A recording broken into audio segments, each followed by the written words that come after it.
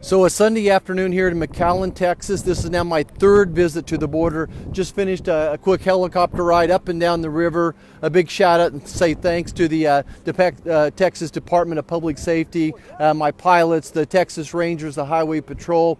Look, folks, this is a crisis on the border. It is a healthcare crisis. It's a humanitarian crisis.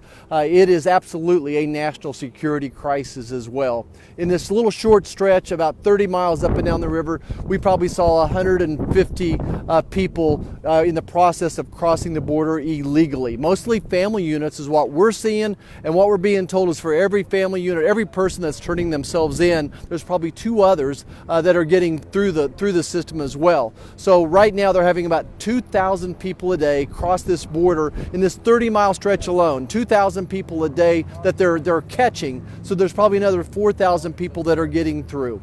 Humanitarian crisis. Do you realize that the cartel is making more money on trafficking, on smuggling humans across the river than they did from drug smuggling? So the President Biden's administration, his policy is putting dollars into the pockets of the cartel, increasing their revenues. Humanitarian from the sense that here in the next week or two, it's going to get so hot, people are going to be dying as they're trying to make that trek from Central America up to here and then on through Texas, where it'll be just hot and dry, story after story. Border Patrol people telling me of children dying because it's so hot and so dry here as well.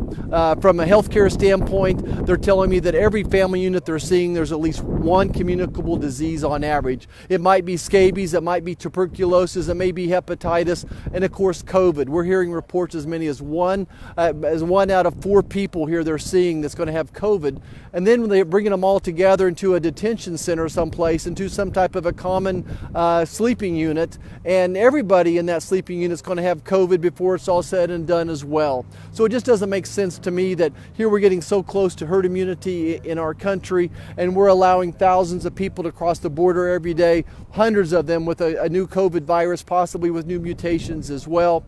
So we talked about the humanitarian side, the healthcare side, the national security side. Half of the people crossing the border illegally are not these family units, that they're from other countries, many terrorists from the Middle East, and I don't have good numbers on it, but certainly that it's not just family units, that there are many other people that are successfully crossing the border. One of the big things I saw here is just the miles and miles of wall that have been built under President Trump's leadership. But unfortunately, there's big holes, there's big gaps in it. Literally, they have left the equipment just laying there, and even the heavy equipment, the big heavy equipment they used to install it has been left there as well. They were told to just throw everything down and leave.